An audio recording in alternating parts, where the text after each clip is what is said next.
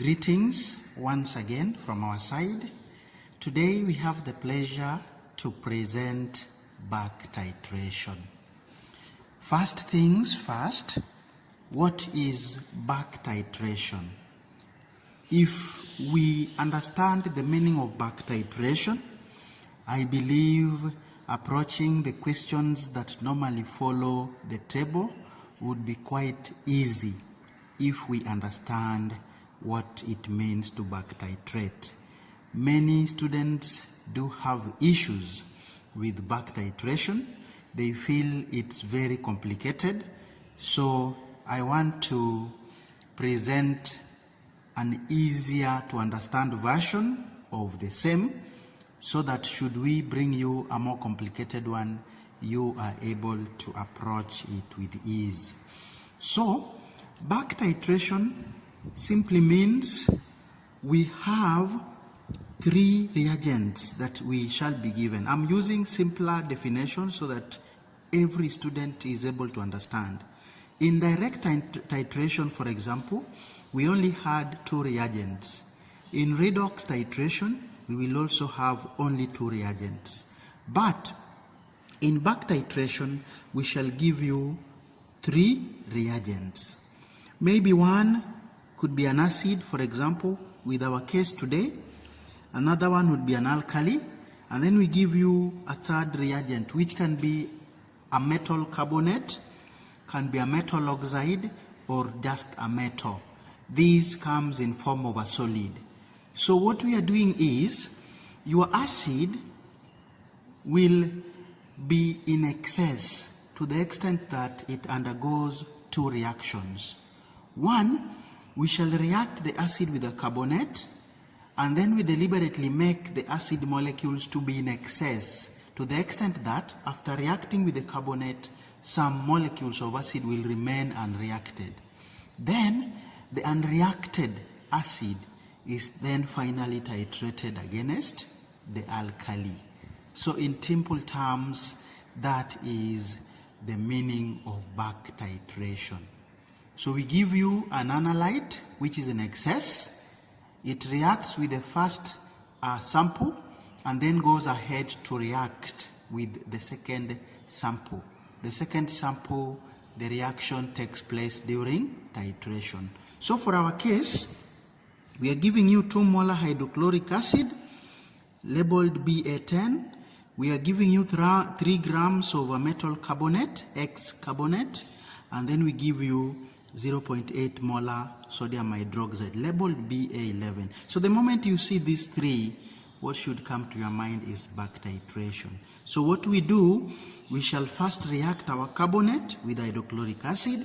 Some of the hydrochloric acid will remain unreacted, which finally will be titrated against our alkali. That is back titration in simple terms. So going to our experiment, you are required to determine the number of moles of hydrochloric acid that react with 3 grams of X carbonate, and then you go ahead and determine the relative atomic mass of metal X.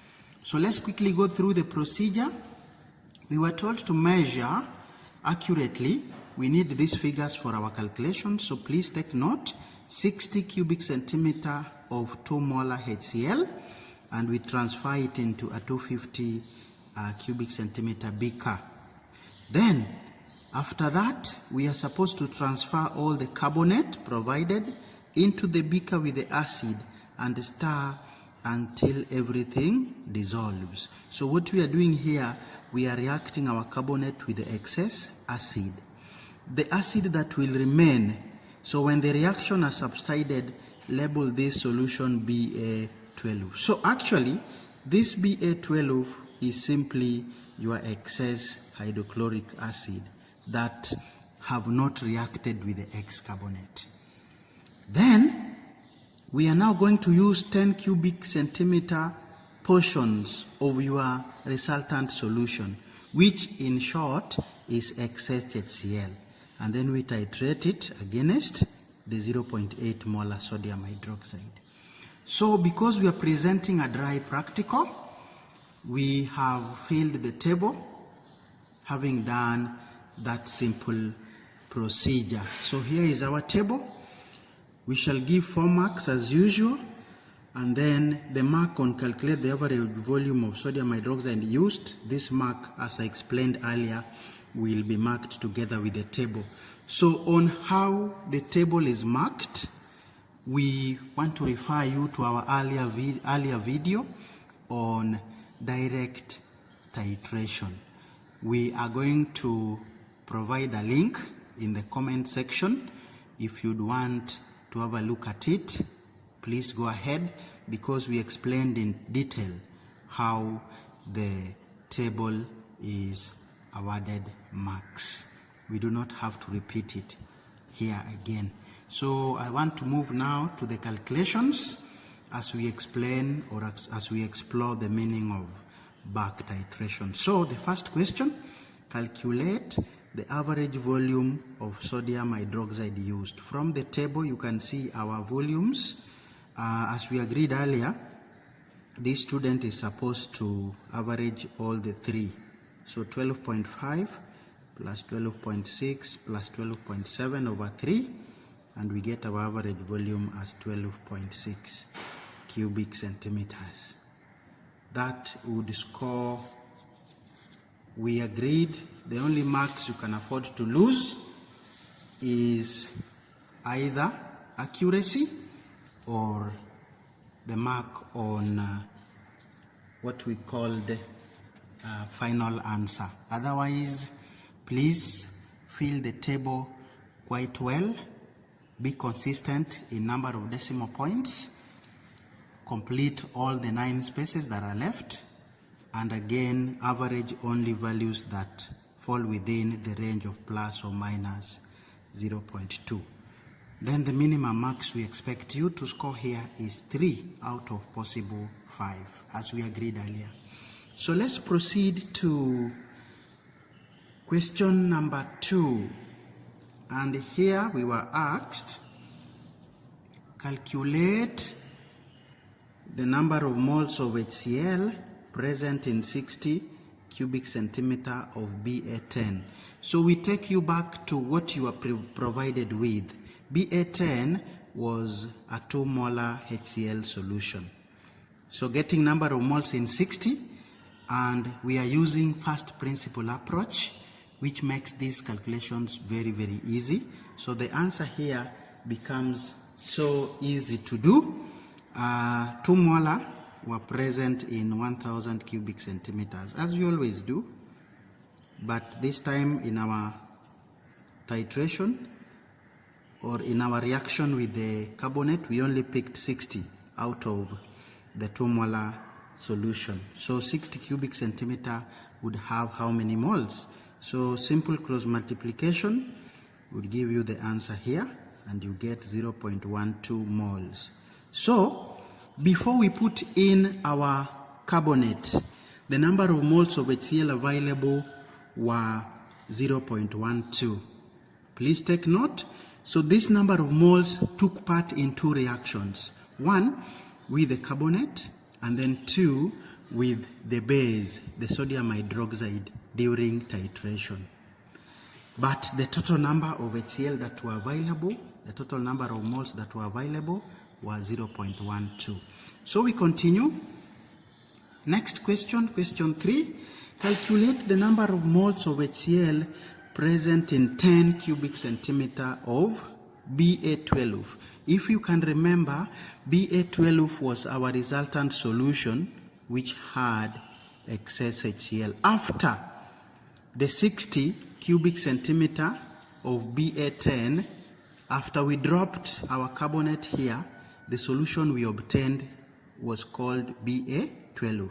Then we picked 10 of it, and this is what we titrated against sodium hydroxide. At this point, we do not know number of moles of BA12 that reacted with the carbonate, and we also do not know the number of moles of BA12 that reacted during titration. So for us to answer this question, we need to simplify it. What does it mean to calculate number of moles of HCl present in 10 cubic centimeter of solution BA12? The question would have asked, calculate the number of moles of HCl that reacted during titration. This is what the question is asking in simple terms. And because the moles of HCl, or rather the information about HCl here, is still not complete, we only have the volume, it will then force us to go for the mole ratio between moles of sodium hydroxide and moles of HCl. Remember, moles of sodium hydroxide we can easily get because we have its molarity and we have its volume from our table. So the first thing that we have to do here so that we get mole ratio is to write an equation for the reaction during titration. So during titration, sodium hydroxide was able to react with excess hydrochloric acid, and we are able to get sodium chloride and water. Mole ratio, you can see, is 1:1 because it is already balanced. So this is what we are asked, but we don't have full information about it. So we are going to use information we have about sodium hydroxide to get the number of moles here. So let's go now to get moles of sodium hydroxide that reacted. So sodium hydroxide was a 0.8 molar solution, but we used only 12.6 cubic centimeters of it. Where do I get 12.6? It is the volume I obtain after I calculate average values that were averaged from the table of values. So the answer for this part would be, if 1 liter of sodium hydroxide solution is able to give me 0.8 moles, I only used 12.6 during my titration. How many moles would be here? So I do a quick cross multiplication and I get 0.0101 moles. Now, these are moles of sodium hydroxide. So I can use mole ratio to help me get moles of HCl. Remember, I do this argument based on the fact that this volume given here were the volumes of excess HCl I used during titration. So my argument is very correct for this part. So we end by saying that this implies moles of HCl here were also 0.0101. Why? Because mole ratio is 1:1. You don't even have to tell us the reason, but you copy the figure here, and that will be the same as the figure here, because mole ratio is 1:1. Good. Next question. We were picking the 10 cubic centimeter from the 60. So having obtained moles present in 10, we can easily get moles present in 60. So what do? If 10 cubic centimeter contains 0.0101 moles of HCl, what about where I was picking them from? 60. So quick multiplication gives me 0.0101 over 10. And my answer is 0.0606 moles for 2 marks. Candidates, these things are so easy if you approach them from what we call first principle approach. They become quite easy. Now, number of moles of HCl that reacted with 3 grams of carbonate. At this point, we now have moles of HCl that we started with, originally present in my BA10, 0.12. After titration, I end up with 0.0606 moles of HCl reacting during titration. So to get the number of moles that reacted with the carbonate, it is quite easy. You do the difference between those two. So we have original moles of HCl 0.12. Then when we do titration, moles of HCl used in titration or in the reaction between HCl and sodium hydroxide, we've been able to get that as 0.0606. So moles, this implies that moles of HCl that reacted with our carbonate would be the difference between 0.12 and 0.0606, and that gives me 0.0594 moles. I hope this is made possible because we have understood the meaning of back titration. Our excess analyte, HCl, was able to react twice. So if you know what you started with originally, and you know what was used, you know what was used in the second reaction, then obviously getting the difference would tell you how many moles were used during the first reaction. It is a matter of if X is equal to Y plus Z, then if you have X and Z, you can get Y. How? By subtracting Z from X. That is what we are doing in number 5. Understandable. So moving on, in question 6, we are asked to deduce the number of moles of X carbonate present in 3 grams of X carbonate. So here we know number of moles of HCl that reacted with the carbonate.